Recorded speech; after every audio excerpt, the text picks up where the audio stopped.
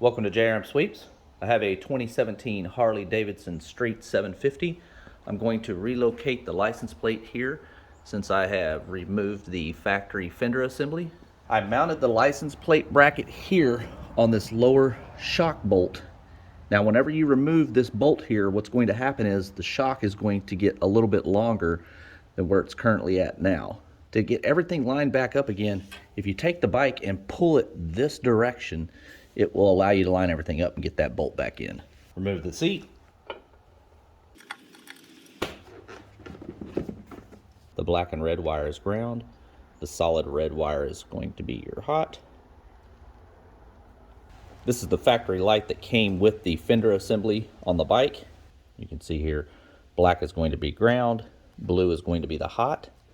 Whenever I hook up the new lights that I have, I'm using the factory wiring harness here. This is the connector that we're going to use for the running light to the license plate. I went ahead and soldered in black wires to both the hot and the ground. That way they're a little less noticeable on the bike. We're going to plug everything in here, and then I'm going to run the wires from the connector down to the light. I have everything connected. Let me show you how I routed everything. So I ran the wires here, zip tied them, come across. You don't want to run anything here on this member because that's where the seat sits. Run the wires through this hole here.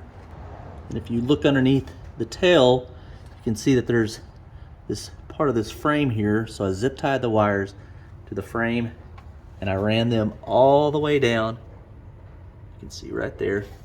The wires come out right here on the left side of the bike, right here by the belt. I just zip tied them up against the frame here. Down at the belt guard, there's a bolt right here that I'm going to go ahead and remove. These are the cable clamps that I use. They're a 1/4 inch, 6 millimeters. I probably could have gone a little bit bigger in size. I did have to, on the back side here, kind of bore out where those two holes were to get the bolts to fit.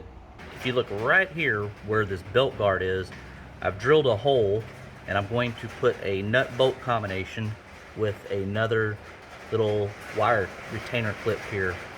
I did some shrink wrapping, applied a second cable clamp here. This is the new bolt in the hole that I drilled.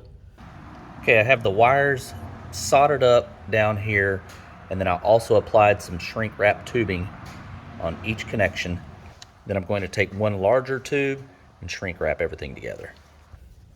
Tucked everything right up underneath here, zip tied it to the back of the plate. That puts pressure to the wires, keeps them in place back here.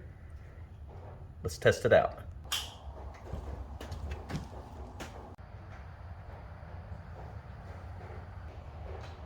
Thanks for watching.